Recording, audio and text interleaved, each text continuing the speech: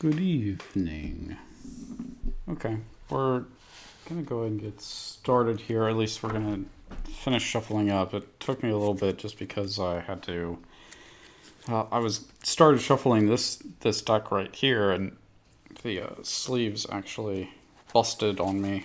There was like 4 different cards that the seams of the sleeve ended up breaking. So thankfully, I have another set of sleeves. Otherwise, I would have just dumped this deck for the night, which has been fine. So tonight, what we're going to try to do here, let's see. What we're going to try to play out is a budget game. So we have 4 different budget decks before us today. 3 of very, very known power. I've played them extensively. And this one right in front of us is one that's a little bit newer. It has fewer plays to it. It's only gotten a couple of games under its belt. I don't know how it's going to go. I think it's a little bit lower power than these other ones. So we'll just see. With a 4-player game, it could turn out that the lower power means a little bit less. It just kind of depends. So we'll see how it goes, and we'll see if we can make this end up working for us. So budget decks are kind of a tricky topic here because you can build a really crappy budget deck really, really easily. You can just throw together whatever singleton trash you happen to have lying about and make a deck, but that doesn't mean that the deck will function like a deck. Doesn't mean that the deck will do what it needs to do what you want it to do, and ultimately that generally means that you won't have fun. And it's actually kind of hard to make a budget deck that does what you want it to if you don't know what you're doing. It takes a lot of effort to craft a singleton deck, like a budget deck. It takes understanding how cards are going to work, synergize together, and trying to bring out its strength as much as possible, because you have to fill 100 cards. You can't do less. So to be able to get the deck that you want, you have to... a deck that's going to function well and function against decks that aren't budget is by picking out cards that aren't flavor cards. Essentially, you really have to dig deep, and you have to play only the best cards that will make your deck strategy function like you need it to. I'm still kind of working that out with this deck. This one's a bit tricky. So one of the last times I did a budget deck challenge, I had heard them all talking, and one or more of them ended up saying that they thought it was basically impossible to build a budget deck using Planeswalkers, that Planeswalkers are too expensive and they won't be able to do anything. So this was my ploy to surprise them with a budget deck that had Planeswalkers in it. You can kind of see, I'm going to reshuffle anyway, but Planeswalker, Planeswalker, Planeswalker. So this is a Planeswalker deck. It has something like, 15 Planeswalkers in it or something like that. So it is very Planeswalker-y. But it's a matter of, are these Planeswalkers good enough for facing off against what I've constructed across the table? And also, I guess this is also a good time to go and talk about what budget means. There's many, many, many different levels and flavors of budget. If you decide to do a budget challenge with your friends or at your store, then, it could be anything. It could be, okay, we'll build a deck where no card costs more than $1, or maybe build a deck that costs less than 30 or less than 50 or less than 70 or less than 100. It could be, okay, build a deck that's less than 50, but you can't do a card or you can't have any single card that costs more than $5. There's a lot of different ways to do it. And then there's also a matter of determining where you're getting your pricing from. Scryfall has a lot of different pricing listed that comes from TCG, and then there's Card Kingdom and Star City Games and Channel Fireball, and I mean just a bunch of different ones. You basically just have to decide where you're coming from. In this case, this is the prices that these decks are is pulled from like a TCG median price. So like, it's not perfect, but it gets us pretty close. So 3 of the decks that we have here are less than 40. This particular Planeswalker deck, I think, is like 35. Then Winota is close to like 30, and same for Siona. Siona, I believe, is the least expensive deck tonight at like, I think it's actually like right at 30. Then we also have a Marath deck that I keep trying to get cheaper, but I keep having to pull out cards that are like almost vital to the strategy. And essentially all of the cards that I have in there, they just keep going up in price, so there's not much I can do about it. And at this point, I had originally intended for it to be closer to wow, this is a really great hand. I'd originally intended the deck to be closer to the $50 mark, because that at the time that was about the price of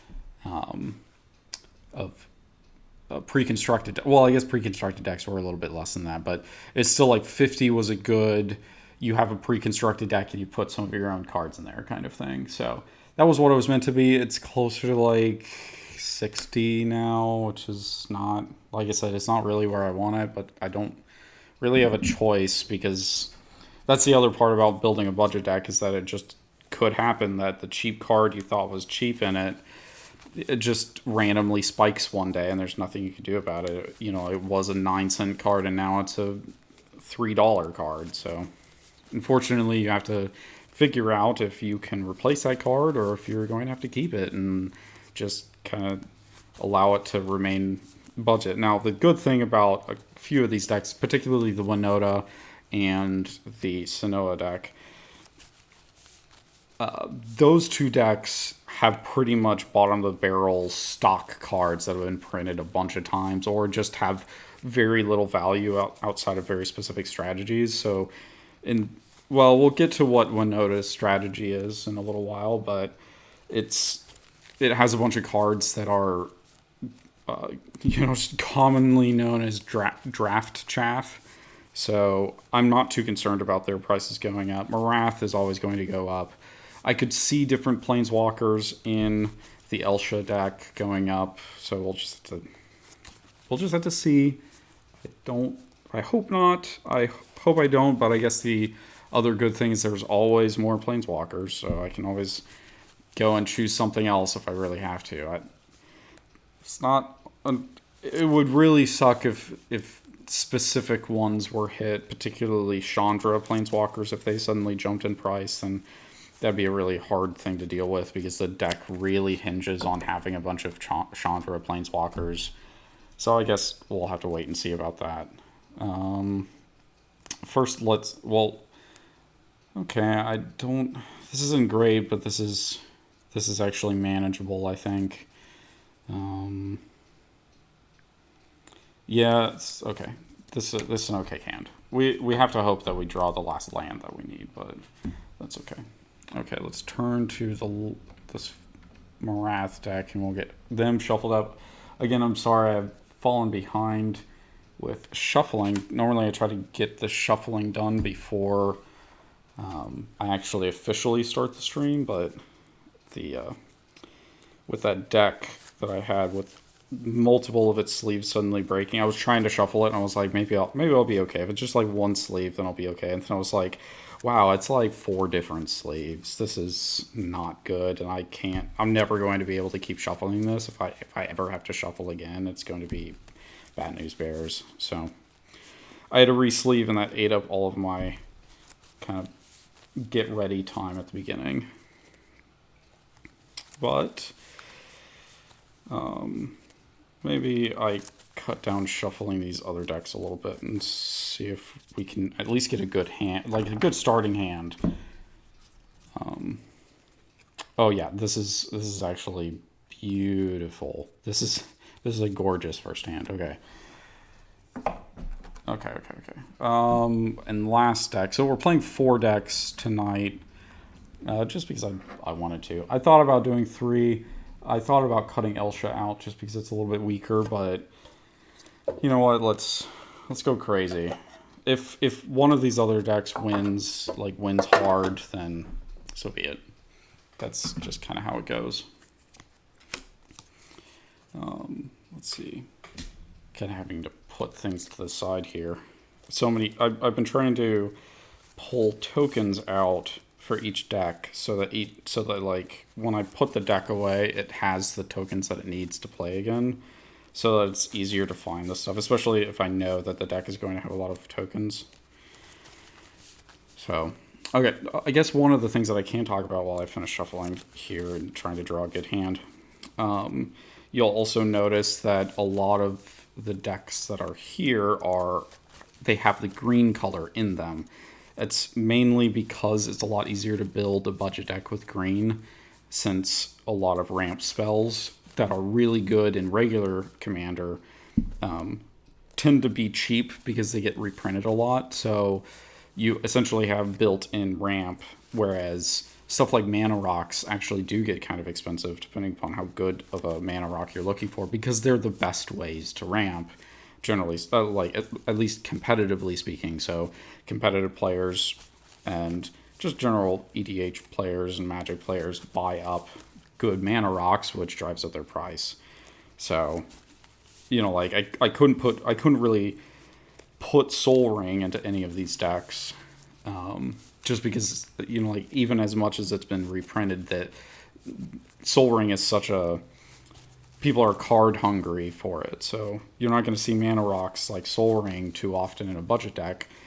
So green is sort of your way to dig yourself out of that hole so that you have at least some amount of ramp, because, you know, like if you have to play a 3 converted mana cost, you know, like if you're playing a ramp spell on turn 3 and it's only giving you 1 mana, you're just going to fall behind really quickly. So that's why 3 of the decks are have green in them. It's because of that strategy. Elsha is a little bit different. I had to kind of sacrifice because trying to pick a good color combination for planeswalkers that are cheap is a little difficult. Not that you can't do it in any other color. It's just that it was kind of another, well, can I actually make this work without green sort of thing. So let's see. This is a terrible hand. It didn't have a single land in it, so I can't start that. I can't use that hand. Okay. Just a little bit longer, and we can get started talking about it. About going through the first hands and what each of the decks are really about. Still, just a green? No? Okay, well, we're going to cut this shy. Okay. 1, 2, 3, 4, 5, 6. Okay, this is at least manageable. It's still like, I guess it's okay. We'll make it work. We'll shuffle this just to get that other hand kind of remixed in a little bit. And then we'll get going. So let's get talking about the Elsha deck here. So the Elsha deck, like I said, its goal is to play Planeswalkers and control the board with Planeswalkers. So we're looking at kind of a control build here, with Elsha being a sort of backup, since Elsha can get powerful given the chance. There are some enchantments to buff Elsha if I need to. So we're going to be trying to draw a lot of cards, playing Planeswalkers and Planeswalkers and Planeswalkers. And one of our main outs is there is a Sarkhan Planeswalker that can turn all of your Planeswalkers into dragons, and you can attack with all of them. So that's what we're going to try to aim for, is get a high density of Planeswalkers. We'll play Sarkhan and then swing out against one or more players and hopefully win. So to that end, our starting hand here is pretty decent. We did start with a a Planeswalker. We're probably not going to play it quite yet. We want to see what everyone else is playing. So what we're going to do is we're going to mainly try to get this ramp card out. We'll wait to see if anybody plays enchantments, and that will determine whether we play this or we play this Dream Cache on turn 3, because Dream Cache will draw us cards and get us started trying to get into more land and get into more Planeswalkers. So getting started here, we will... oh wait, no, we need to draw a card first. Okay, Swiftwater Cliffs. I guess we may decide to play this on turn 3. We'll see. But first, we want that sweet white mana. So we will go ahead and play this snow land and play tap. These dual lands that are snow, great lands to include if you can in a budget build, because a lot of times you'll get cards that care about land type, and this is a dual land. It does come into play tapped, but the advantage is that you may be able to make use of the different land types that they have. So definitely keep an eye out for them. I think they're still pretty cheap. Hopefully they don't go up in price. I think they printed the crap out of them, especially because they're printed at common, so they're not like terribly hard to find. But maybe one day we'll see them go up in price and be super bad. So Winota is a bit of a different deck. So Elsha is a slow build control deck. Winota, if you haven't seen it yet, I think I played it one other stream so far. Winota is a special kind of beast. She moves very fast. She attacks all with creatures, and she essentially just explodes onto the field really quickly. Her ability allows her to, every time you attack with a non-human creature, cue non-human creatures, each time you attack with one of them, then you get to reveal the top 6 cards of your library, choose a human, and put that human into play tapped and attacking, and that human is indestructible for that turn. So essentially, we're just going to try to pile drive as many of these creatures as we can. We're going to basically play these 3 creatures out for our first 3 turns, and then on our 4th turn, hopefully we'll have drawn a 4th land or a ramp spell that we may have interrupted here. We'll play Winota, we'll swing with 3 creatures, and hopefully get 3 humans out that also deal damage. So it's going to get wild here really quickly, and we're going to see if the other budget decks can keep up with it. So that's our 4th land. We're going to be trucking here really soon. So let's go and put Stoned Quarry into play tapped, since all of the rest of our lands come into play untapped. We're kind of okay with that because, like I said, we'll still be able to kind of do what we need to do on the first 3 turns by putting a land into play tapped, and it means that we won't be screwed out of a 4th turn in case we don't draw another land. Now, I put this one in between this Marath deck, in between the Winota and the Siona deck, because the Winota and the Siona deck are both aggro decks. They're very hyperactive. The Siona deck, we'll talk about it a little bit, but it can spit out tons of creatures really quickly. The goal of the Marath deck here is actually twofold. So Marath decks are really tricky to play against. There's a reason that the French Commander rules actually banned Marath. I think they may still have Marath banned. I'm not sure. We may have to look that up. But it's because Marath is so good at playing combo, control, and aggro all at the same time. And that's essentially what we built here. Is we built primarily... There's a little less combo than there used to be. Like I said, some of the cards had to be pulled out because they got too expensive. So there's less combo, but in a sense, what we're going to do here is we're going to play crowd control. I'm going to play this Nightshade Peddler on turn 2, and then play Marath on turn 3. What Nightshade Peddler is that when another creature comes into play, you bond it. Whenever it or another creature comes into play, you can bond this card to another creature, and like to the creature that came into play, if it's not already bonded. And as long as they're bonded, these creatures are bonded together, then they both have Death Touch. The thing is with Marath is that Marath enters the battlefield with a +1/+1 counter on it for each mana that you used to cast it. And then you can remove those counters to do different things.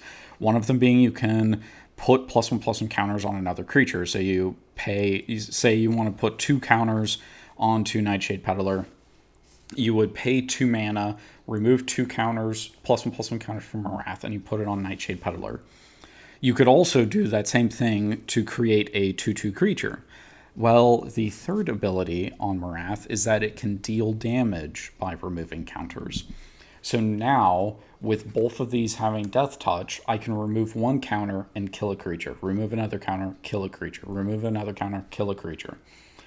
And it means that, essentially, once Marath dies, I just replay it. It comes out with more counters on it. I can kill more creatures with it. And I keep doing that until nobody else can keep down anything. And once I can't keep anything down, Marath is, at that point, such a big creature that I'll be swinging with a big boy every turn. So that's what we're going to be looking at with Marath. Board control, and then following that up with an aggro strategy at the end. Here is one of our potential combo cards, so we're going to hold that for the end. Let us go ahead and use this Terramorphic Expanse. We'll put it into play, we'll tap sack it, and find a forest real quick. Doubling up on our forest. We already have the colors that we need to play Marath, but it's good to go ahead and get out another forest in case we need it. There's more double green cards in the deck than there is anything else, and also there's just more green cards in general, so being able to play more than 1 green spell in a single turn could be useful in the future. We'll find out. But for now, that will be our small turn. Our short term, for Marath.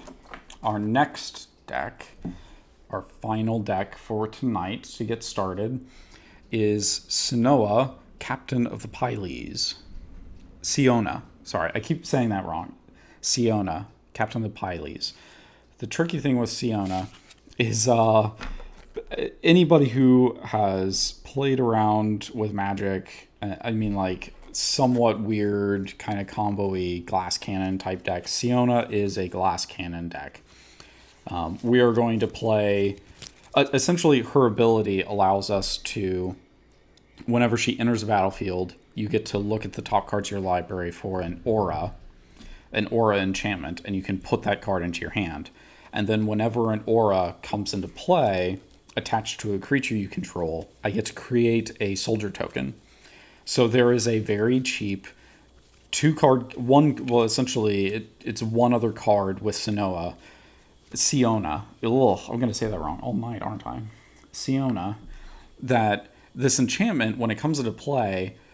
when a creature comes into play while you control this enchantment, you can move the enchantment over and attach itself to the creature that just came into play. So what happens is you have Siona out, you have another creature, you attach you attach to the creature the enchantment. Siona goes, an aura got attached to a creature, create a new creature. And then the enchantment is like, a new creature came into play. Let's move over and attach ourselves to it. But then Siona is like, an enchantment got attached to a creature. Let's make a new creature. And so you get infinite creatures. And that's the focus of the deck. That's what we're trying to do. Our backup plan is making a huge Siona. Yeah, I said that right that time. We can make a huge Siona to power through and kill somebody, or we get infinite creatures and there's nothing that anybody can do to stop us. So we started out with the 3 lands that we need. We have a couple of enchantments, specifically one that gives us hexproof, so that's really good to stop people from interrupting us.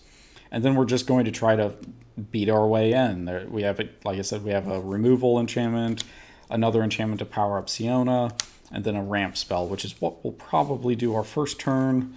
I guess it's not exactly a ramp spell. It's kind of a ramp spell. And this card, the one that we just drew, is going to go really far in helping us get to where we need to be. Because this one, whenever you cast an enchantment spell, you draw a card. So let's go ahead and play the Plains and immediately use its mana to play Safe Right quest. Search your library for a forest or Plains card, reveal it, and put it into your hand. Like I said, this is a very cheap card that cares about land types. This is a great place to use a dual land, if you one of the snow dual lands, if you really want to. For now, I don't need anything specific. I already have 2 force in hand, so I'm just going to grab another Plains, and we'll get moving to our next turn, which will finish our first round of turns. Let me get this done quick. Hopefully we won't end the game too shortly. It really depends. So part of the thing with Siona is that all it needs is like a single tutor card for enchantments, which again, somehow, remarkably, enchantment tutors can be very, very cheap when it comes to auras, which is what we're looking for. So we're going to find out if that just breaks the game. Awesome, another Planeswalker. So let's go ahead and play a mountain. Then we will use that mana, the 2 mana, to cast Azorius Signet, which will ramp us 1 mana. It costs 2, then you pay a colorless and tap it to add a blue and a white to your mana pool. So we'll use that to fix our mana and to ramp us, basically. Because like we started with a 1 land. Now we did draw into another pseudo dual land, but when we started out, we had 2 mountains, and so it was good that we got the Azorius Signet in case we needed to filter mana and be able to cast basically any color combination in our deck. So let's turn to Winota, join our forces, and see what we got. Another land. So that's not great because this deck again is much more aggro. 5 cost, like I think 5 cost is about the most that we need, so we really don't want to draw any more lands basically for the rest of the game because we'll be able to do everything with the mana we have here. So let's go ahead and we'll pay 2 and we will cast Undo Cleric. So when Undo Cleric enters the battlefield, we will gain a life for each ally we control. So here's the really cool part about the Winota deck that really ties it together. I told you I'd tell you about it here. So there's 20 and then 40, and we are at 41 here. The thing that makes this Winota deck really tick is that it has these creatures that are allies. Allies are known as a super creature type. It's very similar to Slithers, if you've ever heard of them. They are the essentially the nightmare creature of Magic. Allies were Wizards' attempt to try to recreate Slithers without making them so broken, and they did a pretty good job, but allies are still really, really strong. And the crazy thing is that the majority of them, like with a very few exceptions, like seriously, like maybe just 2 or 3 exceptions, maybe, most ally cards are very, very cheap. This one probably, I would say, this one is probably 5 cents or less to buy. So we can just, and the other thing is that they're very diverse in their creature types. Now, that being said, I do have 2 of the core allies, but they're split pretty much down the middle of humans and non-humans. So we can stack our deck to really rely heavily on that cohesion between the ally cards. So this particular ally card, whenever it or another ally enters the battlefield under your control, you gain life equal to the number of allies. This one, I'm going to wait for the cuckoo clock.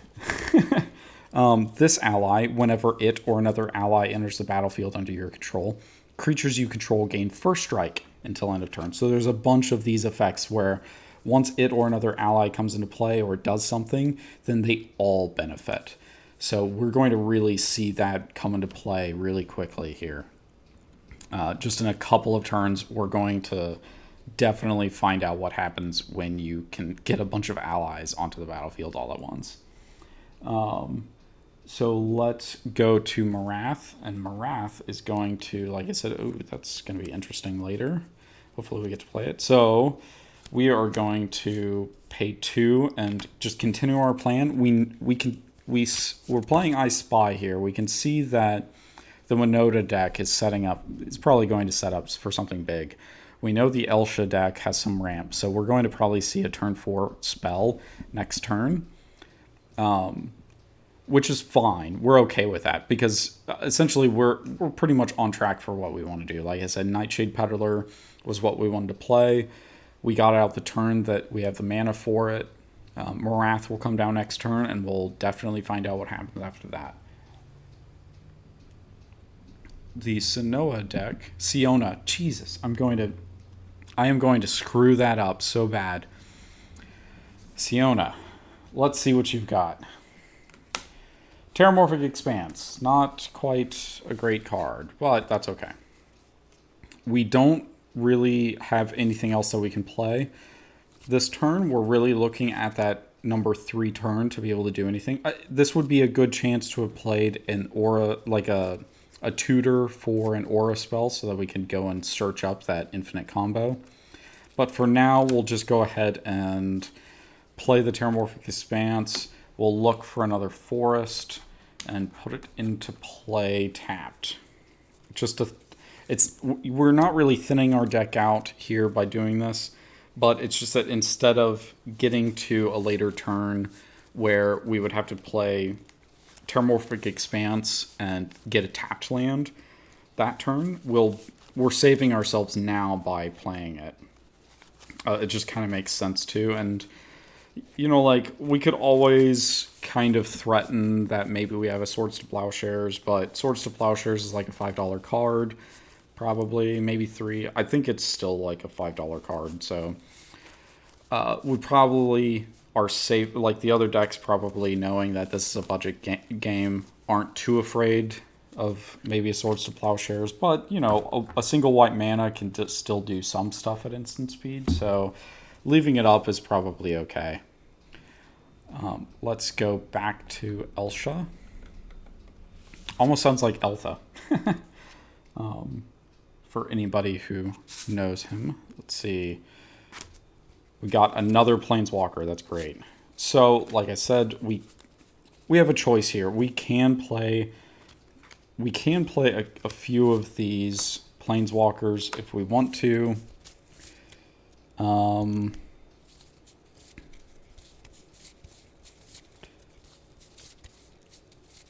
Let's see. What do we want to do?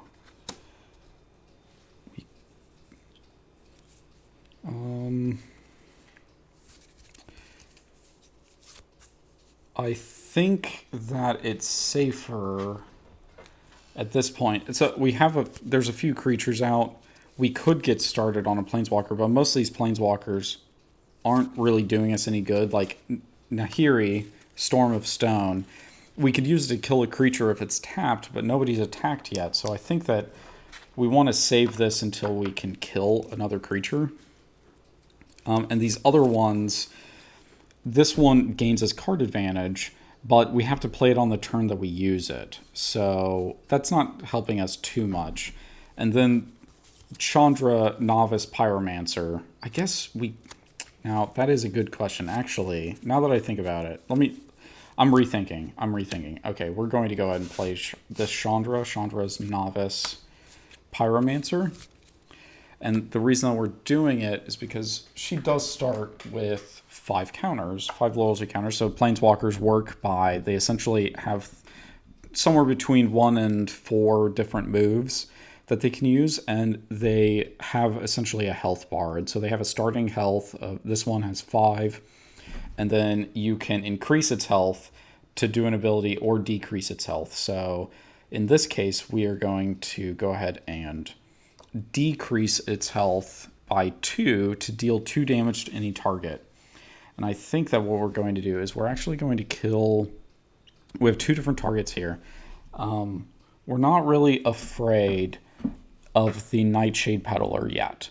we're basically just going to threaten them, kind of say, hey, we can screw up your strategy if you screw with us. So we're not going to screw with you as long as you don't do anything to us. And that's sort of the politics of this, is that we're going to kill the Winota's creature because it's non-human, and we know that that's very, very, very dangerous. we really don't want to see that happen. So we are going to, we need, Elsha needs time. She needs to build. She needs space. So we can't go whole ham at somebody for fear that they will knock us out of the game too early. We need time to get control of the board. So to do that, we're going to allow the Marath deck to help us play board control. And in this case, killing Ondu Cleric puts Marath in sort of our good graces. Now, the Marath deck doesn't actually have to comply with that, of course, but it's more likely that that player will recognize that I'm trying to make a move that benefits the table. So now I'm going to go to, like I said, the Ondu Cleric took 2 damage and died. We're going to draw a card. Hero of Gomafada. Well, that's unfortunate that we drew it this turn. We would really have liked to see it get flipped over, because it is an ally that turns over, that can be turned over because it's a human. It's a human knight ally. So instead, we are going to go ahead and play Signal Pest and Core Blade Whirl. So I do have an effect that happens when Core Blade Whirl comes into play, but it's just first strike, and I don't have anything else that really cares. I can't attack this turn, so it's okay that it kind of goes away. Signal Pest is one that it can't be blocked except by creatures with flying or reach, and whenever it attacks, all attacking creatures at that time get +1/+0, so it buffs everything, and it counts as a non-human, so we're really happy about that. Let's move over to Marath. We know exactly what Marath is going to do here. Marath is going to draw Stasis Snare, so another exile effect.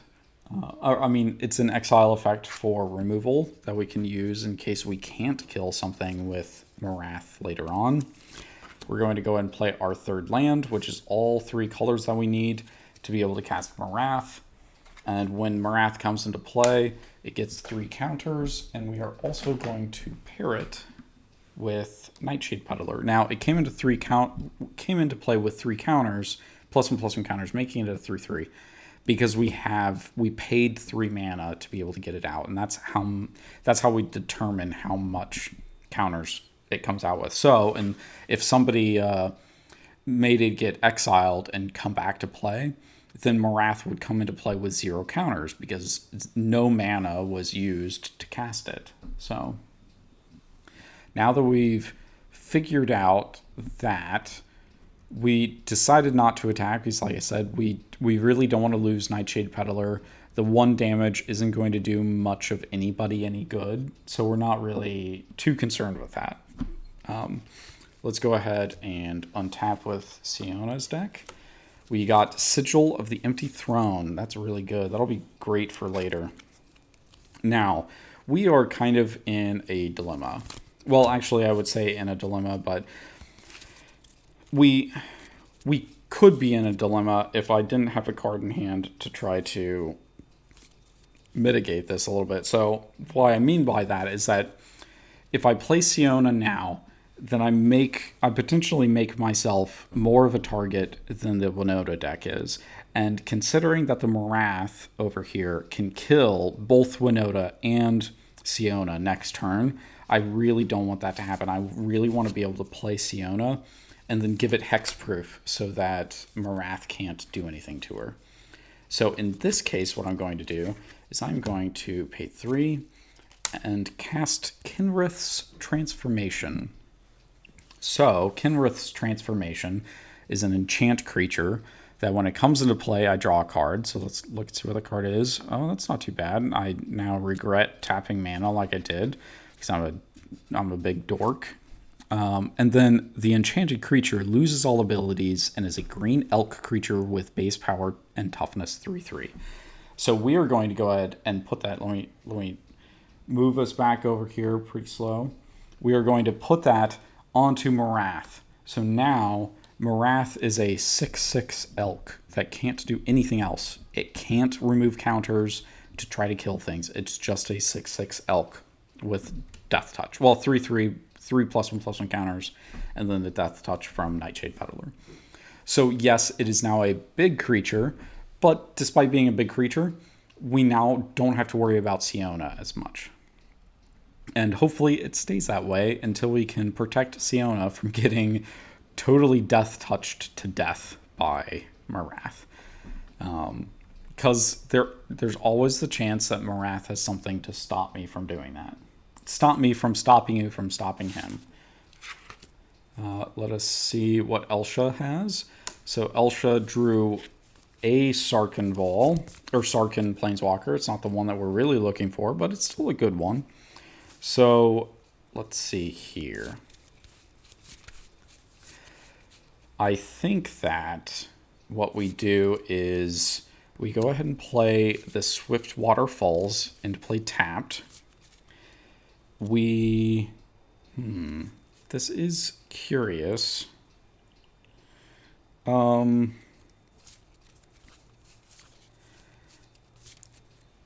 It is a little bit more dicey because now Marath doesn't have as much of a reason to help us out. So that's not quite as good as I would like. But what we can do is we have a couple of choices. We could save Marath if we wanted to. This destroys enchantments. We could draw some more cards. Or we could potentially kill another... We could get out another Planeswalker and kill a creature, which I'm kind of leaning towards just because we can help out Marath, but next turn, Winota is still going to get 2 activations. We really, really want to get her to have as few activations as humanly possible. So I think what we do is we subtract 1 loyalty from Chandra. Chandra adds 2 red mana to our mana pool. So we're going to use 1 of that red mana to activate Azorius Signet. So that's 2, 3, 4, and we have 1 floating for 5 is what we have. And we are going to use that to cast Sarkhan the Dragon Speaker.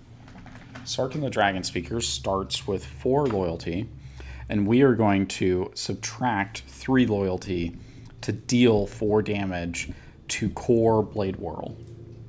What that does for us is it means that we have really low Planeswalkers here, but Signal Pest, so we're over here Winota is losing its core Blade Whirl. Signal Pest by itself can't deal any damage. It can activate Winota, but it can't attack one of our Planeswalkers. So we can wait, we can hold off for the Elk another turn to maybe save it or figure out what else we want to do with it.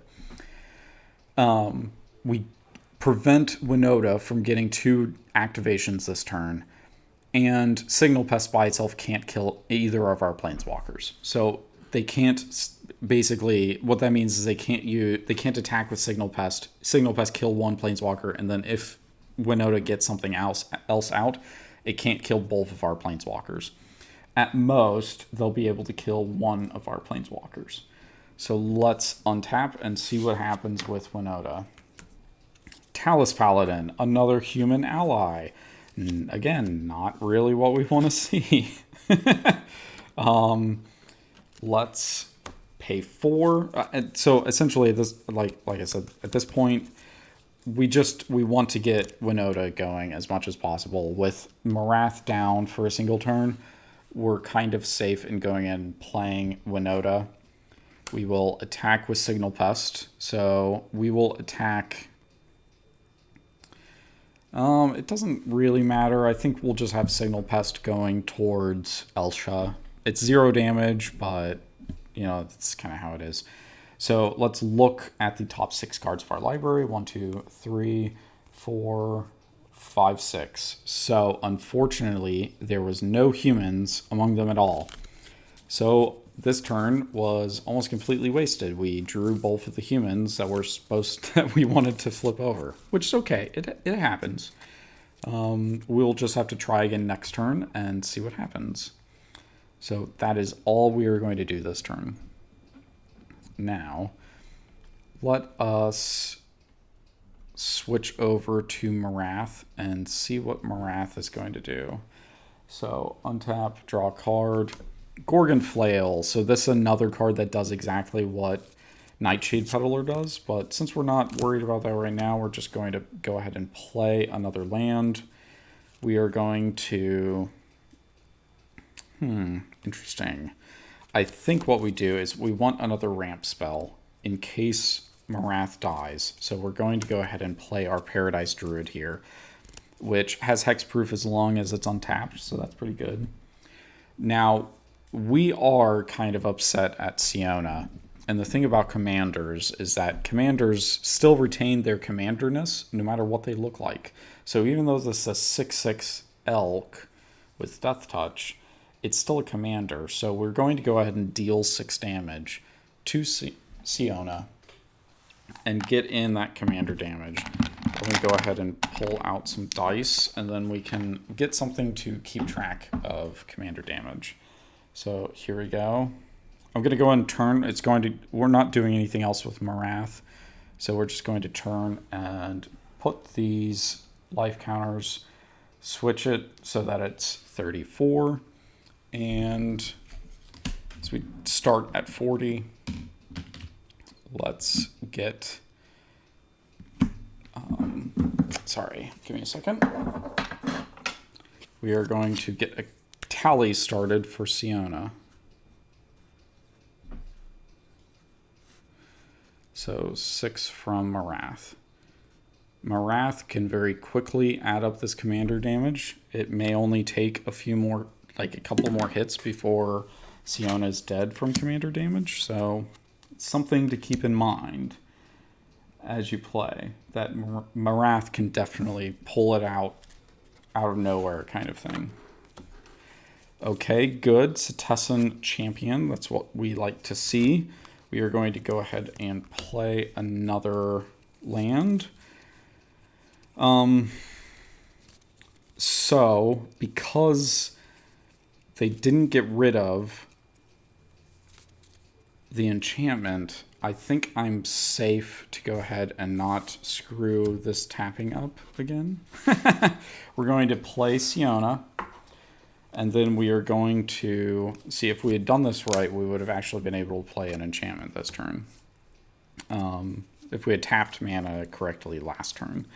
So we are going to play Heliods Pilgrim, which taps for a white mana.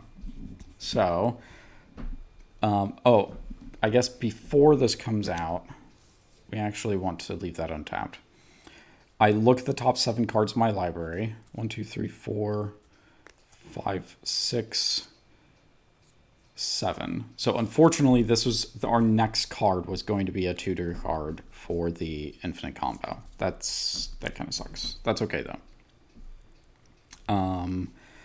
Instead, what we were going to get is Whip Silk, which is really good. We're not going to play this turn, but the rest of these go to the bottom in a random order. That's why I'm kind of randomizing them.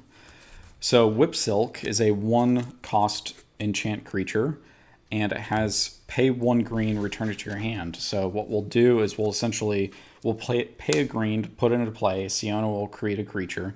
Then we will pay another green to return Whip Silk back to our hand. Then we'll pay a 3rd green to play it again. See where I'm going with this. We'll just keep getting creatures over and over again. But that's for another turn. We are just going to go ahead and play Heliods Pilgrim. Like we said, we're at 7 cards in hand, so we don't lose anything. And that will be it for our turn. Now, let's shuffle over to Elsha. Somehow, we managed to stay alive with both our Planeswalkers. That's really good. That's very unusual, but thankfully that neither of them are particularly offensive, which kind of helps us keep going with this, keep up this facade that we actually know what we're doing. So we will play the land. We just drew a plains, so we're going to go ahead and play that. We are going to pay 5 and go and get our first creature out, which is our commander, Elsha of the Infinite. The reason that we picked this commander is that whenever you cast a non-creature spell, it gets stronger, and all of our planeswalkers are non-creatures, so she gets pumped whenever we play. She literally gets pumped whenever pump you up from planeswalkers. We can look at the top card of our library at any time we want to, and we can cast the top card of our library if it's a non-creature, non-land card, and you can play it as though it had flash. So essentially the idea here is that we can play, even if we had a completely empty hand, we could play planeswalker cards from the top of our library. So the idea is that we're essentially never out of card advantage. Okay. So let's see what we want to do. We don't really have we could play Dream Cache, but it puts our Chandra Novice Pyromancer even lower. So we're going to go ahead and give her +1 loyalty so that we can activate her ability. Elementals you control get +2/+0 until end of turn. We don't have any, so that's okay. Then we are going to +1 Sarkhan the Dragon Speaker, and we do that with its ability that makes it so that until end of turn, it is a 4/4 dragon creature with flying, indestructible, and haste. Even better. Okay, so we're still kind of afraid of Marath. We know that there's always the chance that Marath turns around and just eats our lunch. So we're going to continue to play political with that. And what we're going to do is that while we can, we're going to go ahead and swing 4 damage at Winota. This is because we haven't actually made an enemy out of Siona yet. So we're kind of okay leaving it that way for now. And Winota has the most amount of health on top of that. So we're going to go ahead and smash into Winota. And take that 4 damage while we can. So 1, 2, 3, 4. So now Winota is at 37 life. And we get to see what happens. So untap, upkeep, draw a card. It is a land, not really. I guess for now it's okay. So we have 2 humans that we could play, and both of them are really good. But we want more activations. We're just hungry for the activations. 4 mana to cast Hellrider, and then we will return. Oh, excuse me. We are going to, we're going to put Boros Garrison into play tapped. It is a land, and when it enters the battlefield, you return a land you control to its owner's hand. So we're going to go ahead and return this mountain. That's what I was going to say, but I was getting a step ahead of myself. Okay, so now we have 2 activations with, let's see. We're going to get 2 activations with Winota, so let's go ahead and do that. So we are going to swing here. Let me look up real quick Hellrider. I'm curious about its rulings.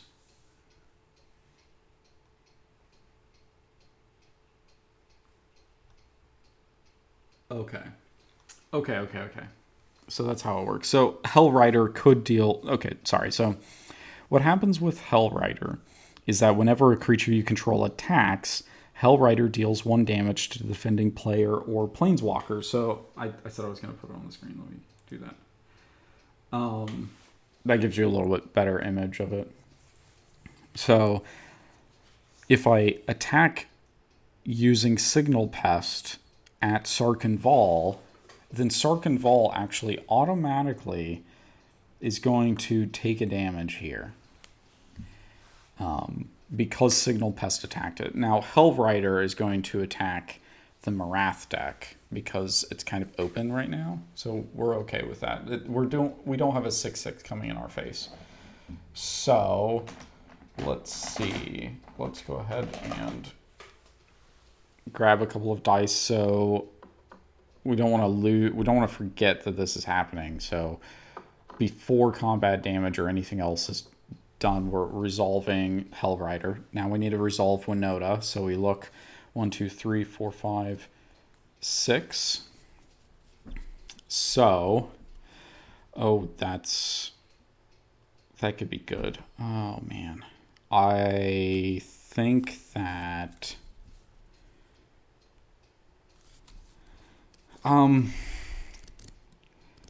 Marath can be replayed immediately. Maybe it's good to not. Sorry. Of these, we have 2 different humans that we could choose from. I think we're going to go ahead and choose this Fiend Hunter. So when Fiend Hunter comes into play, I exile another creature, and then whenever Fiend Hunter is removed from the battlefield, then you can return the creature from exile. So I could get rid of Marath, but it's kind of trapped under that Kenrith's transformation. So my next big target here is getting rid of Elsha, so that I can be able to attack into a Planeswalker freely. And in this case, Fiend Hunter is going to be attacking Sarkhanval directly. Now let's do the second activation of Winota. So here's 6. Oh, wow. Oh, maybe I should have attacked with Winota as well. Oh, well. We are going to put Silverblade Paladin into play. And when it comes into play, then it can pair with another creature, just like the Nightshade Peddler can do. And when it's paired with another creature, or bonded with another creature, then they both have double strike. So we are going to bond together Winota and this Silverblade Paladin, and the Silverblade Paladin is going to be attacking the Chandra Novice Pyromancer. So what this means is that when the attacks happen, both Sarkhanval and Chandra's Novice Pyromancer, because you can't quite see it. Let me go and take this off the screen now. It's been up there long enough. Let's go and turn it back just a little bit so we can take a look. So Fiend Hunter is dealing 1 damage to Sarkhanval. Or I keep saying Sarkhanval, that's the original one. Sarkhan the Dragon Speaker, so that 1 damage is going to kill it. Then Silverblade Paladin is only a 2/2, but it does have double strike now. So it actually is going to deal 4 damage to Chandra's Novice Pyromancer. Chandra only has 3, so the 4 damage is going to be enough to kill it. So it's lost its creature and both the Planeswalkers. And there's really nothing that we can do about it. We don't have anything in hand to stop that, so it's just kind of what we have to do.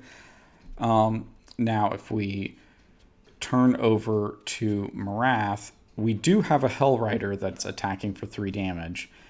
We don't really want to lose our Nightshade Peddler by blocking, and we also don't really want to lose our Paradise Druid either. So we're just going to go and let that 3 damage come right on through, which we're okay with. We're okay with that happening. We have a lot of health. We can survive.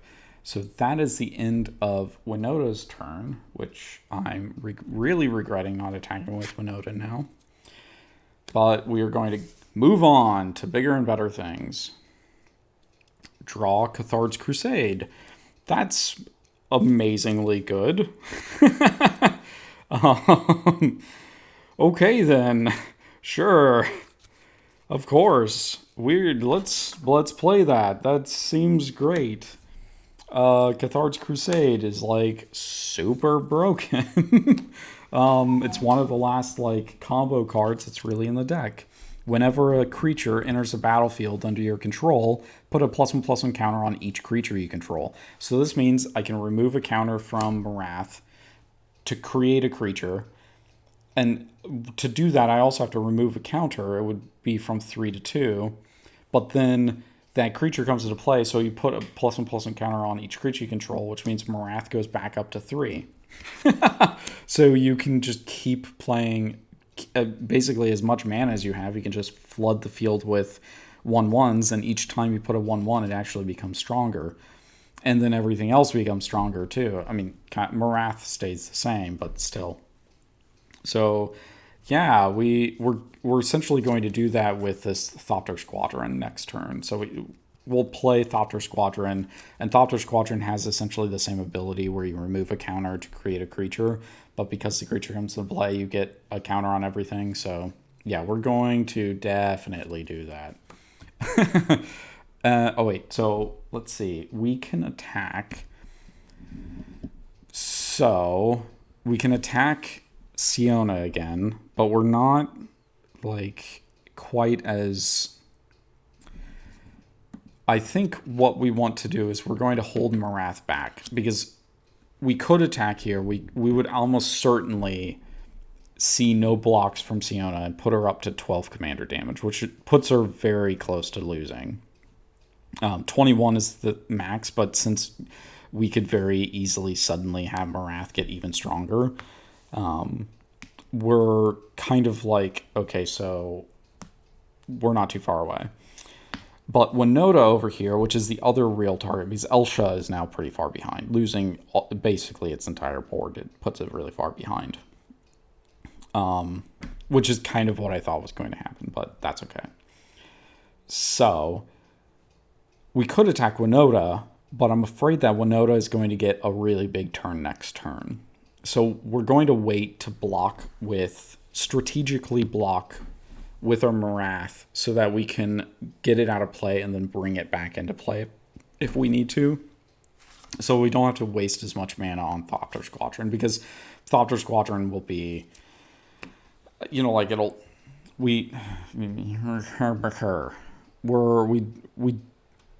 it takes 5 mana to play, and then we need more mana on top of that. We only have 5 mana, so we waste our entire turn playing Thopter Squadron. So we're just going to kind of hope that we can do a block with Marath that kills Marath, so that we can have a better position with Marath later on. Because we can always see the thing with board control is that we can always wait a turn. We can always blow a turn replaying Marath, and then the following turn wipe the field with Marath, because we have the Death Touch ability. Okay. Siona's turn. Seal of Cleansing. Okay. So let's see. We play a land. We are going to... Man, we really want to play Sigil of the Empty Throne, but I think that what we do is we have this 5 mana here, so we use 3 of it to play Setessan Champion. Setessan Champion has Constellation. It's a 1/3 for 3. Whenever an enchantment enters the battlefield under your control, put a +1/+1 counter on Setessan Champion and draw a card. So we are going to pay 2 to cast Canopy Cover. So not only did a enchantment enter the battlefield, so we get to put a +1/+1 counter on Setessan Champion and draw a card from that, which is another card that draws cards from enchantments. Man, we are hitting all of them tonight. But we also, because an enchantment, an aura got attached to a creature, we get a 1/1 human. So we are going to definitely try to take advantage of pile driving with... We're going to really take control with Whip Silk and spam a bunch of creatures out, and hopefully that puts us in a position to block whatever Winota has and draw us closer to our infinite combo. And essentially, I know that I keep saying that, and that's kind of how it goes with Siona. The enchantment strategy is so good, it's so powerful, it has so much cohesion that it makes it really easy to play and really cheap monetarily speaking. There's no reason to not play into that. Okay. Let us rotate over to Elsha. Really, our hope here, what we're going to do is We're going to untap. We're going to try to find a Wrath effect. We really, really, really need a Wrath effect. Even if it gets rid of Marath, we need to find one, like, literally this turn. So how we're going to start out is we will pay 3 mana. One is going to activate Azorius Signet, and so we get a blue and a white, and then we'll have that red to cast Dream Cache. So I draw 3 cards. 1, 2, 3. 3 lands. So then I choose 2 cards from my hand and put them both either on the top or bottom of my library. I'm absolutely going to... Let's see. I think our best bet is to put these 2 lands on the bottom of our library. We don't want to see them anymore. It's just too many lands.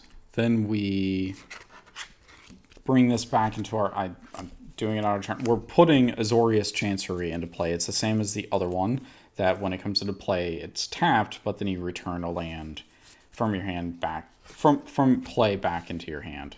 So we're going to do that, and then our next stop here, since we didn't draw into a Wrath effect like we really wanted to, we're going to go ahead and play Seal of Cleansing, and here's where we make our political move. We go ahead and destroy Kenrith's transformation. So that is very, very dangerous for us. But like I said, we're just going to try to hope that we draw into a Wrath to get rid of Marath and let Marath be able to threaten everybody else. So that's because Marath now doesn't have something stopping it from using its abilities. So we're going to go ahead and turn it all the way around until we can see the Kenrith's transformation. So here we go. It's off and done. Now let's go to Winota and see what we can do with Winota. We're very afraid now. We are not happy with that. We are not happy to see that Marath can do something again. So please not the card that I'm thinking. Okay, it's just a land. That's okay. We will go ahead and play just a land. And then we will play just the Hero of Gomafada. It's a really, really handy card. Hero of Gomafada has, when it or another ally enters the battlefield under your control, creatures, not just allies, but all of my creatures gain indestructible until end of turn. These are all now protected.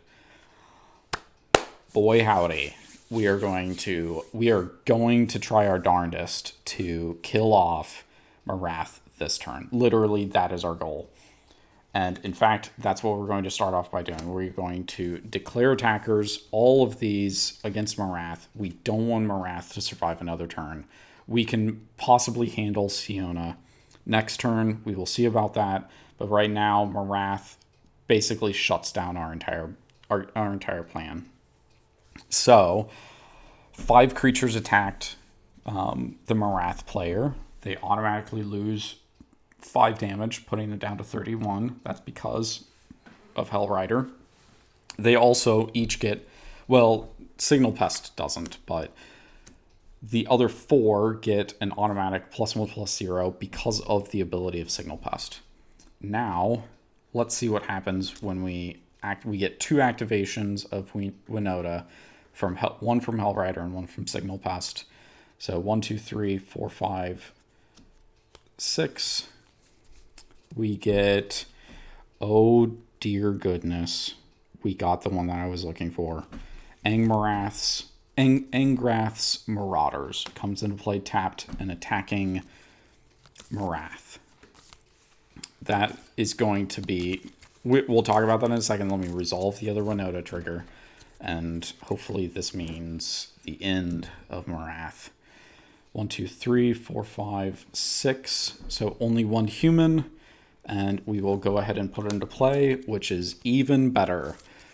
Oh, dear goodness. Okay, so let's talk about Angrath's... Well, let's talk about Firemantle Mage, because it makes it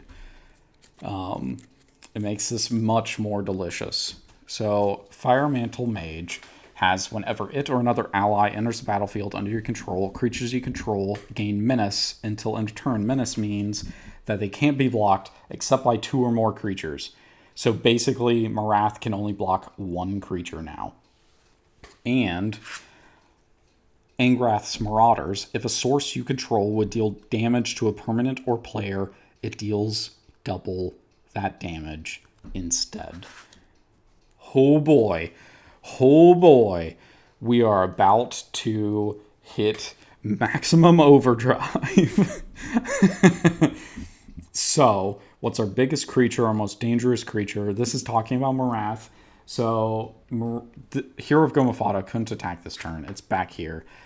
And the other thing is that Hellrider only activates when they're declared as an attacker. These weren't declared as attackers. These 2 that just came into play from Winota's ability. They're creatures that just come into play already attacking. So they're never declared as an attacker. So Hellrider doesn't apply in this case. They also don't get the Signal Pest +1/+0. Okay, so let's look at this. We have Winota as a 5/4 creature with double strike and menace. So most likely, that's what we have to block. We just have to block Winota. That's our only option here. We have to double block too. We're going to lose both our creatures. That means that each of these other creatures gets to deal damage. Now, Signal Pest doesn't deal any damage. It didn't get its own buff from Battlecry. But we do have 3, 5, 12, and then another 6, so 18 damage. Silverblade Paladin deals double strike. So, sorry, I said 18 damage, so it's 21 damage because there's another +3. So 21 damage, and then we double that. That's enough to kill Marath. 1 turn, here we go. That's Winota. Now, bye-bye, Marath. You are toast. And not only, I was going to get rid of Winota, but I almost forgot anyway, that Hero of Gomafada gave it indestructible, so I don't even lose anything. That's it. That's over. We're done. We're done, son. Sorry, I'm spinning this too fast. I'm just excited. This is great. I love Winota. I think it's great. It uses such crappy cards and does so well. So that's it. Bye. You're done. Now we're down to 3 decks, and it's really, really, it is go time. Siona absolutely can't fuddle around anymore. It needs to be able to get its combo off immediately, because this is going to happen each turn until everybody's dead. And it's only going to get worse each time. Okay. Let us rotate here. And we will never have to go to that side of the table anymore if we don't want to. Okay. Untap. Draw a card. That is... Oh my gosh. It's almost... Oh man. Do I get it? Holy crap. I think maybe I do. Oh my... Wait, let's see. Enters the battlefield, search aura. Okay, yep, that's it. We got it. We actually did. We drew the one card that we could have possibly drawn. Heart of the Cards. Heart of the Cards. Heliods Pilgrim. Costs 3. It's a 1/2 human cleric. When it enters the battlefield, you may search your library for an aura card, reveal it, and put it into your hand. Then shuffle your library. Let's look and see how much this card costs. I keep saying that that these search cards are cheap and easy to get. This one, at most, you're going to be paying 10 cents for this card. How crazy is that? How crazy is a tutor that only costs 10 cents? Most tutors, most good tutors, cost so much more. It's crazy. So let's go and get our special aura. Let's go and find it because I know that I left it in here. It better still be in here. I'll be literally upset if it's not in here, and we'll have to like just turn around and cry or something. Oh please, where is it? It was like on top, wasn't it? No, come on. Did I take it out? Seriously? I took it out. No, man, I swear I had it in here. Maybe I took it out for the budget games that I played. I was afraid of, like, I left it in there just because I was, well, I thought that I debated leaving it in there because I was afraid that, that people would dislike the fact that I had an infinite combo in a budget game that followed all of their rules, and it's only 2 cards. So, man. Oh, no. No. Okay, well, I guess I'll just... I have to get the next best thing. And, I mean, it's... Well, let's see. Actually, the next best thing is this all that glitters, so...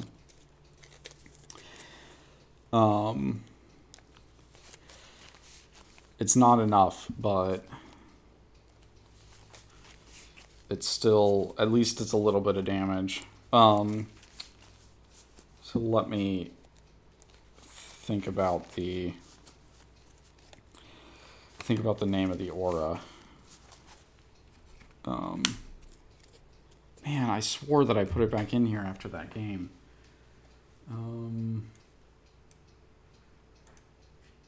Let's see. We're going to, let me mask this. Sorry about that. Aura white. 3 mana.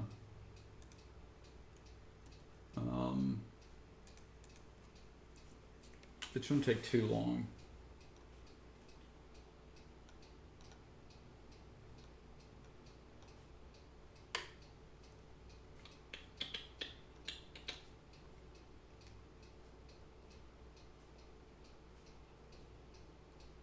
Hoop de doop doo.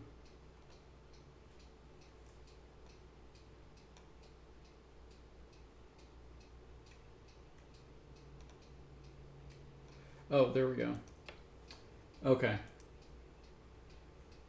Yep. Shielded by Faith. I knew there was something like that, but I wasn't exactly sure. Okay, so Shielded by Faith, you can see creature, enchanted creature is indestructible, and then whenever a creature enters the battlefield, you can attach Shielded by Faith to that creature. So, unfortunately, we can't do that. And there's really nothing that we can do about that other side over there. So all we can do really is play All That Glitters, and then we get another human, and we attack. Oh, sorry, and we actually draw a card from doing that. So it's just a land, nothing special there. Siona is going to attack Winota's deck, the Winota deck, for 4 commander damage, which puts it down to 33. And it's probably not going to matter, but just in case, Winota took... Sorry, let me put this on screen. Winota took 4 from Siona.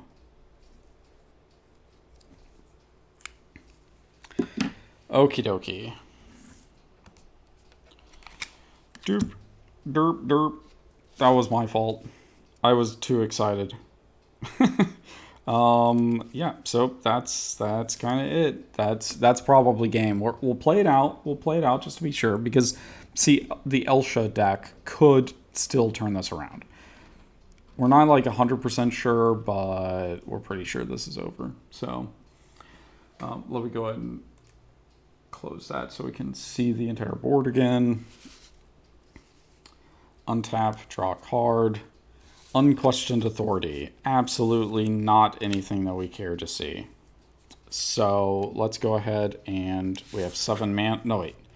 This is 7. It doesn't look like 7, but this land taps for 2 mana. So we'll pay 7 mana. We'll recast Elsha. Not anything that we really need that Wrath effect. So I guess we're just kind of crossing our fingers now, hoping that Winota doesn't manage to kill both of us in a single turn. Which I don't think technically can happen, but, you know, who knows? We'll see. So let's rotate around to the Winota deck. Untap this monstrosity over here. Untap, draw a card. Glory of Warfare, because it couldn't be more unfair. Jeez. Okay. Okay. Sure. Right. I'm just going to trust that I don't need to play an ally, that I'm going to reveal an ally. So we are going to cast Glory of Warfare. As long as it's your turn, creatures you control get +2/+0. So we are going to go ahead and swing all out against the Siona deck, which is the only real threat that we have left right now. We're doing that just because they have enough creatures to kind of block extra. So we want to be sure that we connect. Now, each of these creatures attacking is going to deal 1, 2, 3, 4, 5, 6, 7, 8 damage to Siona. So Siona is, I said 8 damage. Yes, 8 damage, sorry. So 26 leading into combat. They also get a +1/+0 from Signal Pest. So let's do our 2 activations. We have 1 from Signal Pest, 1 from Hellrider. 1, 2, 3, 4, 5, 6. Oh yeah. Yep, that's so good. That is so freaking busted. These ally cards are just bananas.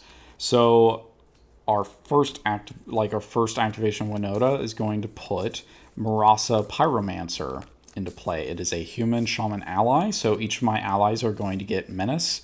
Well, actually, each creature I control gets menace, and then each creature I control gets indestructible. And then whenever Marath or another ally enters the battlefield under my control, I deal a damage to target creature equal to the number of allies I control. So I have 1, 2, 3 allies. We're going to deal 3 damage to...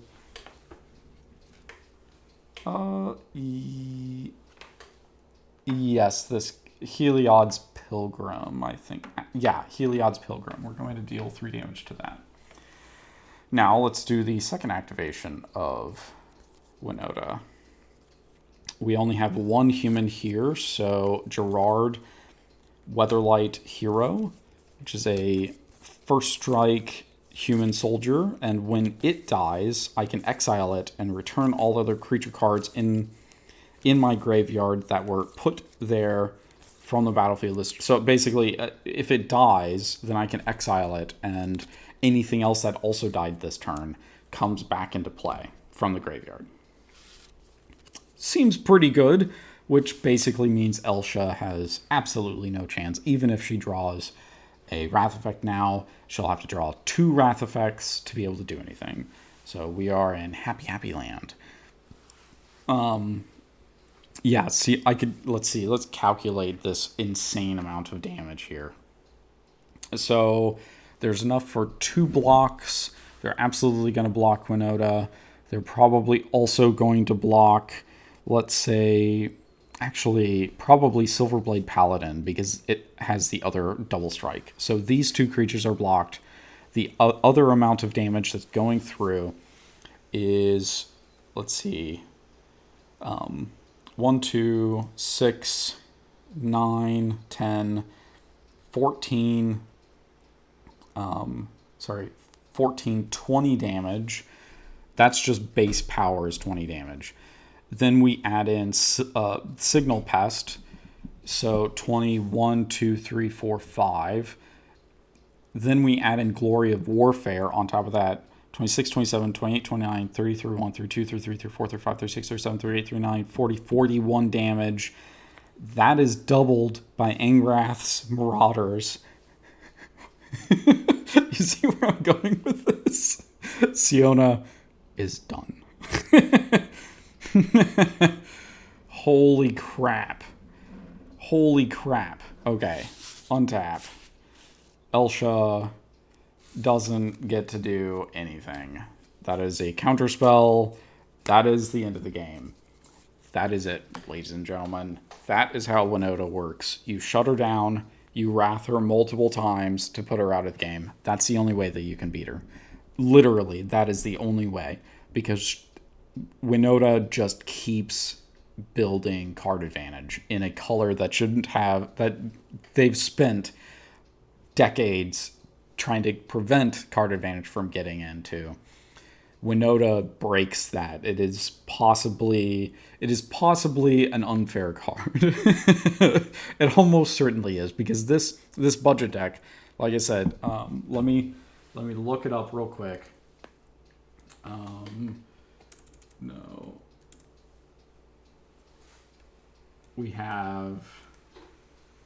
I have it up on Architect. We are looking at this Gutter Winota deck. It says that its estimated cost for TCG player, which is again the median price of TCG, its median cost is $30. So $30 for this Carnage. Holy crap. That's very, very satisfying. It's a deck that I don't get to play very often because of how crazy it is. Oh, let's look at that one last time. Final board state of Winota. Just insanity here. Just absolute chaos. Oh man, that's so good. Let's take a look at see what else is in this deck, because this gold knight commander, man. Whenever another creature enters the battlefield under your control, creatures you control get +1/+1. So it just makes, the more you get creatures out, the bigger it makes everything. Resolute Blade Master gives everything that you have double strike. There's so many good cheap cards in here. I'm so happy that it works the way that it does. Well, probably ended maybe a little sooner than I wanted. Let's see about trying to do... Let's see if we get another quick game like that. If we reshuffle real quick, we'll leave Elsha out of this, just because it's the weaker deck here, and maybe we can see if we can get some of these heftier boys to give us another good game. We will probably have Winota go last this time, so that we can so it doesn't get to go, it has to fight through 2 turns of other people going before it gets to do its thing. But I will go ahead and shuffle it here pretty good, and then draw a new hand and see how that plays out.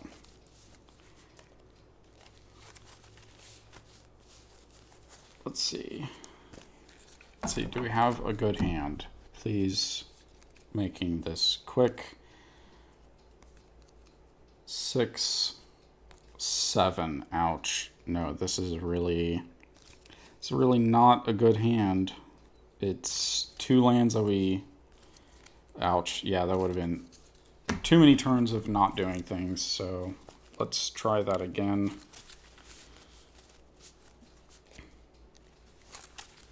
Or too few lands. It was 2 lands, and they weren't the color that we needed to be able to play much of anything, and we weren't going to draw into enough lands to play Winota anytime soon. This isn't all that much better, but I don't know. Maybe it's okay because we have Tillanali's Summoner. I don't know. Maybe we do. Let's do this. Let's give it a crappy hand and see what happens. So let me turn. This is going to become Siona's spot. Unfortunately, let's keep turning. Keep turning. Get her out of the way. Move this over.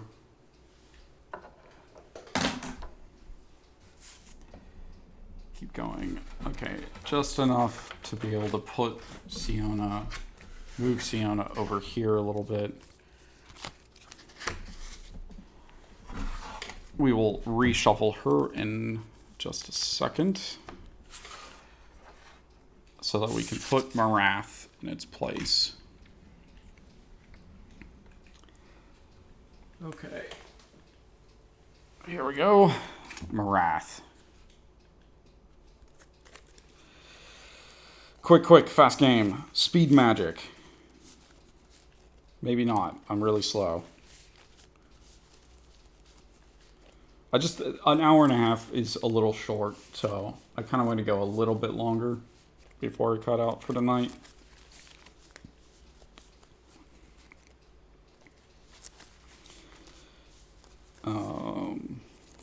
Cut. Come on, Marath.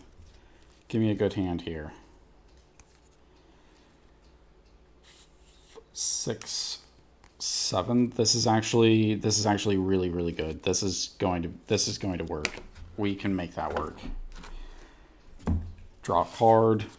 Commander's Insignia, even better. Let's play an island, or sorry, a forest. So sorry, this hand is good because it means that we have a ramp card in hand. We'll play Marath on the correct turn, and then we'll be able to play out stuff like Cathartic Crusade quicker, and this Commander's Insignia is really good. So we're going to cast Elvish Mystic, and then pass the turn to Siona, which we have to reshuffle, but that's okay.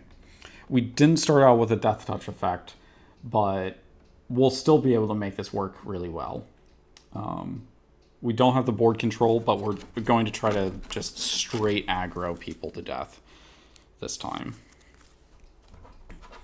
Man, I'm really sad that I don't have Shielded by Faith. It's almost like I should consider putting it back in, because it's kind of like... I know it's sort of an oops, I win, but it's still... It gives this budget deck its teeth to actually survive in a harsher environment, so... And it's pretty cheap too. Let me see. You could get it for maybe a little over $2. That's how much it costs. It's $190 appears to be like maybe its cheapest amount, but okay. Done shuffling. Let's go. 1, 2, 3, 4. Oh, that's really good. Okay, that's a pretty decent hand, actually. Okay. It gives us some ramp. We have... Oh, no, sorry. It doesn't have ramp, but it has enough mana to cast into pretty much everything that we want to play. Siona, this guy... Well, this guy first. Siona on turn 3. This on turn 4 to get a really good aura. Then this on turn 5. And we're trucking. So draw a card for the turn. Safe Right quest, even better. Let's see. Let's go ahead and play a Plains. We'll Safe Right quest for a... That's the problem with shuffling quickly, is that sometimes we re-see cards that should have probably been on the bottom or something. Okay. Pop, pop, pop, pop, pop, pop. Forest is what we want. We're going to go and grab a forest.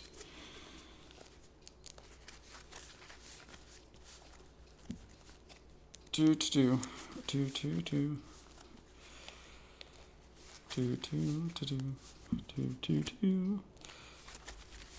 Okay, enough shuffling. Done.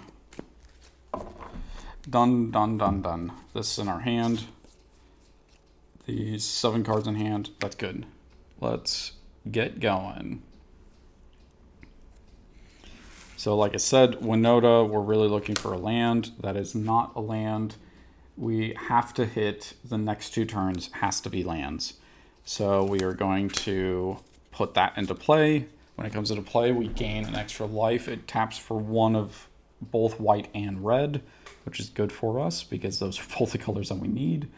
Let's circle around. Actually, since we don't have other things here, let's go ahead and put this stuff up here so I don't have to reach as far.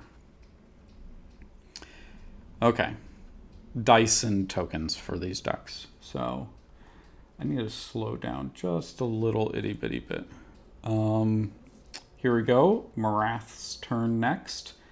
So we will draw our next card. It's a land. We could go without the land, but at least we have the cards that we need, and especially with Exotic Orchard turned on because of the crag on the other side of the table. So we will play our planes this turn, and actually, yeah, we'll play the planes. We won't do anything else. We don't really have any other cards to ramp into, unfortunately, so that's just going to be it for this turn.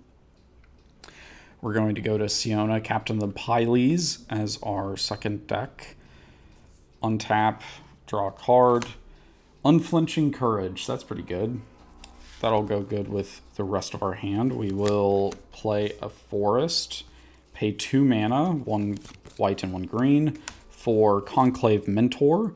It's a 2-cost, 2/2 Centaur Cleric. If one or more +1/+1 counters would be put on a creature I control, put that many +1 +1/+1 counters on that creature instead. And then if Conclave Mentor dies, I gain life equal to its power. So we don't have much in our hand right now that deals with that, but there's a lot of +1/+1 shenanigans in this deck. So we're going to be trying to get that the moment we can. Let us move over to Winota and untap, draw a card. Oh my gosh, it's a land. Okay, well, we still need next turn to also be a land, or none of this is going to play out like we want. Let's play a mountain. We will play Tiliani's Summoner. And unfortunately, that's all we can do. That we're just going to have to hope that we can be able to get some get probably 1 activation with Tiliani's Summoner and call it good. I don't see that really happening, but I guess we're going to find out. So let's go back around to Marath. We pretty much know what Marath is going to do this turn, and that's play Marath because we have the mana for it. So, oh no, another land. Trouble in Paradise. Exotic Orchard. Pay 3 mana. Let's get Marath out with 3 counters on it. That's because it costs 3, so it gets +1/+1 counters equal to the amount of mana we pay to cast it. So next turn, we're going to aim for getting Cathartic Crusade out and start pumping, basically making Elvish Mystic a really big creature and getting out a bunch of other creatures every turn that are going to get increasingly large.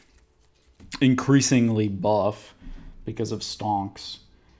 So with that being said, that's all we can do this turn. Marath can't attack, and we don't... Well, actually, so here's a tricky thing. I think actually what we're going to do is we are going to activate Marath to remove 1 +1/+1 counter and kill Tiliani's Summoner on the other side, because we don't want Winota to get any creatures on the board if we can possibly help it. So that means that we have to take our chance here and go ahead and kill a potential token generator while we still can. So here's the Tiliani's Summoner. It's going into the graveyard. Now Siona's turn. Untap, draw a card. Oath of the Ancient Wood. Wow. I was talking about needing +1/+1 counters, and here we are, literally the card that we need for that. So this one, whenever it or an enchantment enters the battlefield under your control, you may put a +1/+1 counter on target creature. We are absolutely going to do that. We're not going to do it this turn, but we are going to do it here soon. Because first what we're going to do is we're going to pay 3 and get Siona of the Pyles out, because it's a great card and I like seeing it. And it's our commander, so even better. Let's look at the top 7 cards of our library from Siona of Captain of the Pyles' effect. We get to choose a aura to put into play. Oh no, sorry, let's see. To put into our hand, I misspoke. So Rancor would be a really good one here, but I'm kind of feeling feisty, and I think Battle Mastery might actually be our better bet here. Battle Mastery is a 3-cost enchantment. Enchant creature has double strike. So we are going to just try to go full ham on Captain of the Pyles and just make her the buffest, meanest bitch ever. So that's going into our hand. We don't really have anything else to do this turn. We don't have any mana for one, but we're going to go ahead and pass to Winota, and Winota is going to cry a little bit. Maybe we draw a land. Maybe no, not a land. So that's not good. We play the one land that we actually have in hand. And unfortunately, that's actually it. We can't play our Banisher Priest because it takes 2 white mana, and we don't have that, and everything else costs too much. So I guess we're just kind of up Schitt's Creek, if you've seen that show. We're going to rotate around again, looking at the Marath deck, and see what's happening with it. Let's keep going. Over here. Yeah, here we go. Marath. Untap. Kind of getting scared of the Siona deck. Draw a card. That's okay. We're just going to do this instead. 5 mana. Cathartic Crusade. Tough luck. We're going to make all of the biggest creatures you've ever seen. This is going to be bananas. Okay, so Marath could attack the... Actually, let's go ahead. We're going to go ahead and attack the Winota deck. It's kind of kicking it. It's like kicking a puppy while it's down, but we don't care right now. We're in it to win it. This gives Marath this gives the Winota deck 2 commander damage. Which could be useful sometime in the future. I guess we'll have to see. 2 damage from Marath. So let's go to the Siona deck. The Siona deck. Untap, draw a card. Juniper Order Ranger. Crap. Holy crap. Okay. Sorry. This is kind of a big deal. We're not going to play that. We need to play this turn. You'll see. Okay, so we're going to pay 3. We're going to play Oath of the Ancient Wood. When it or another enchantment comes into play, we get to put a counter on a creature. We're going to put... don't do that. Don't spin. We're going to put a +1/+1 counter on Siona, but Conclave Mentor says, that becomes 2. So Siona is now a 4/4, and we are absolutely going to just pile into the Marath deck. And the Marath deck needs some dice. So now Marath has taken 4 commander damage and is down to 36. So that's bad news bears for Marath, because that's going to get worse really quickly. Marath. 4 from Siona. And then our second main phase, we are going to go ahead and use this Evolving Wilds to get ourselves another forest so that we can cast Juniper Order Ranger probably at some point. And I will explain if we get it out. Otherwise, you could probably find it online. Juniper Order Ranger. Very good card. We just could play Oath of the Ancient Wood this turn, so it made more sense to go ahead and play it now. Let's see. Let's do that. Shuffled up. Like that. And now let us pass to the Winota deck, who is in the corner crying, as usual. When it's not winning, anyway. And that is not a land. So now we are stuck. We can't do anything. We are dead in the water. That was a really, really bad hand, which is what happens sometimes. If you get a bad hand, that doesn't necessarily mean that it's a bad deck. It just means that you had a bad hand, and maybe you need to go and reinvestigate it. I know that this Winota deck runs a little shy on land. It's like 37. And it doesn't have very many ramp spells, mind you, which is kind of a no-no when you build decks. But the thing is that Winota doesn't want to... It's like land flooding is the absolute worst, because there's no getting out of it. You just keep drawing more land, and you really... Like, yes, you can play Winota, but Winota doesn't activate herself, so... It's kind of a, what do you do then? What, like, you don't really... You're just kind of stuck. Untap. Draw a card. Elvish Pioneer. Play a land. Yeah, this seems like a crazy turn here. So we are going to tap 1. We're going to play Elvish Pioneer. It's a 1-cost 1/1. When it comes into play, 2 things are going to happen. It's going to get its effect, and we're going to get a Cathartic Crusade effect. So Cathartic Crusade, whenever a creature enters the battlefield under your control, you put a +1/+1 counter on each creature you control. So let's do 2 counters here. 1 counter on Elvish Pioneer.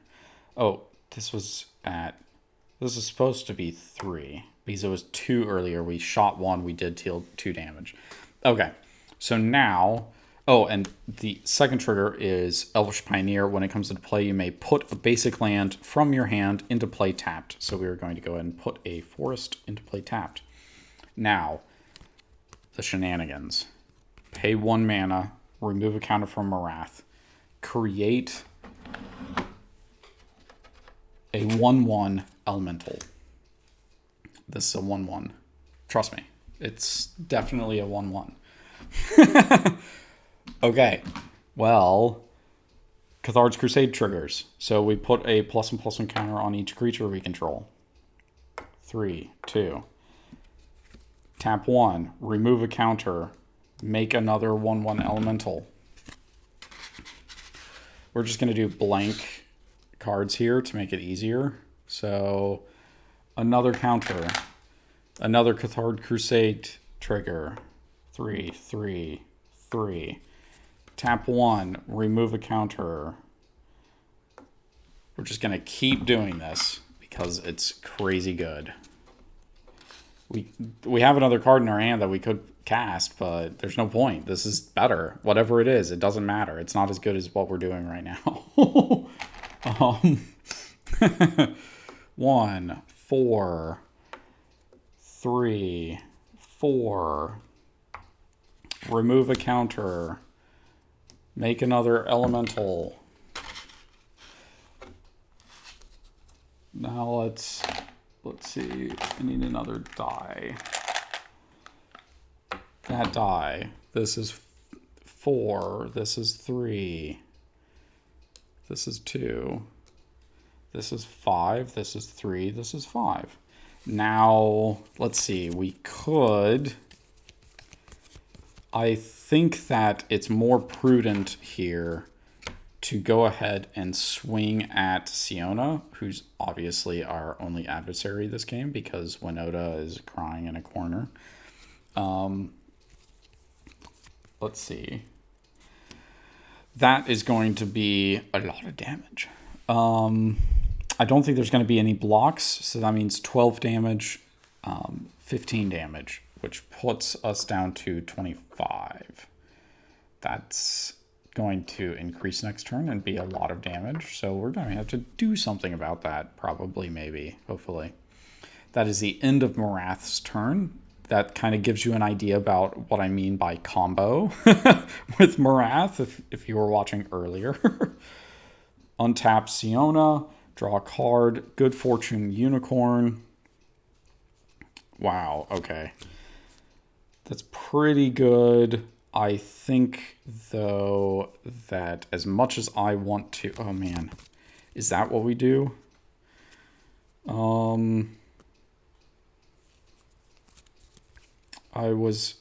Unfortunately, we just don't... We kind of wanted to draw another mana this turn, but we're just going to have to do this instead.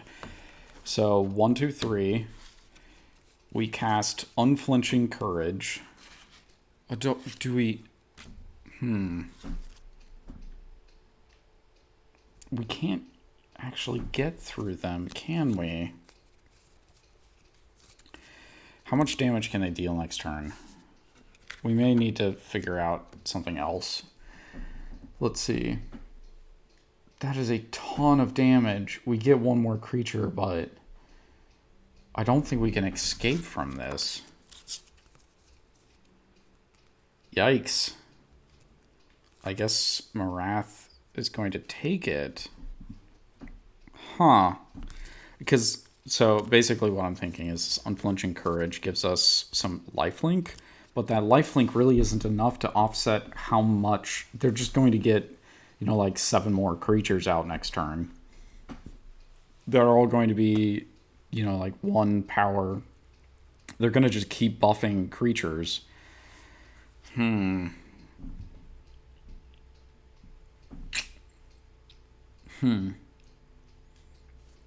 Because I don't think that there's a better play.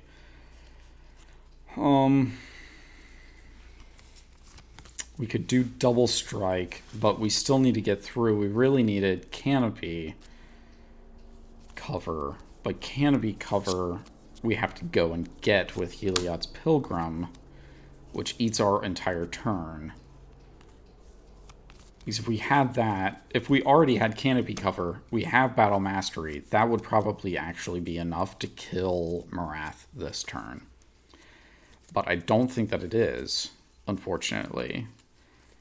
I think we only get, if we do Canopy cover or any other, there's not another low cost enchantment that we can play that we can get with Heliods Pilgrim. Crap. Crappity crap. Oof. Okay, well, I guess we just go ahead and... I'm not going to hold on. We can get done for tonight. So we're going to cast Unflinching Courage. It's going to put 2 more +1/+1 counters on Siona, Captain of the Pyles.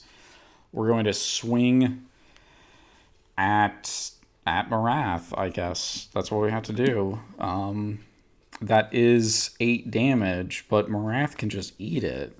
So, can just eat the commander damage. Because I could block... I certainly could block with a 5/5. It won't be enough. I'll still take 3 damage, but it just makes more sense not to block, because I only had 4. Now I'm at 12 commander damage. I'm not getting that doubled. I'm not dying directly from it. I'm at 22. Or, let's see. I was at 34, 8. Sorry, I'm at 26. I way overdid that. Okay. I'm at 26 life. It's not like I'm dying from it. So, yeah, that's kind of game at this point. Unless just something bananas goes wrong. I just don't see what it could be. We got our other land, but we were really not able to do anything with it. So we can do 4 to play Tuk Scrapper. It can't destroy anything with its effect, because when it comes into play, it or another ally, I can destroy an artifact.